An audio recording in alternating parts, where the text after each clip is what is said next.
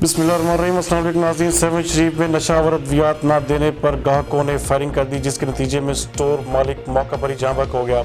हमारे नुमाइंदा खुसूसी वकार अली मल्लाह के मुताबिक सैयद अब्दुल्ला शाह मेडिकल अस्पताल के सामने मेडिकल स्टोर के मालिक लेक्चरार खादम मेमन को नशावर गोलियां न देने पर मुलजमान ने फायरिंग करके कत्ल कर दिया, जबकि स्टोर का मुलाजिम वाहिद बख्श जख्मी हो गया। हलाक होने वाले शख्स लेक्चर खादम मेमन की लाश और जख्मी स्टोर कीपर मुलाजिम वाहिद बख्श को सैयद अब्दुल्ला शाह मेडिकल अस्पताल मुंतकिल कर दिया गया, जबकि एक मुलजम हबीबुल्लाह सुलंगी को लोगों ने पकड़ लिया। पुलिस की जानिब से बाकी मफरूर मुलजमान की तलाश का अमल भी जारी है।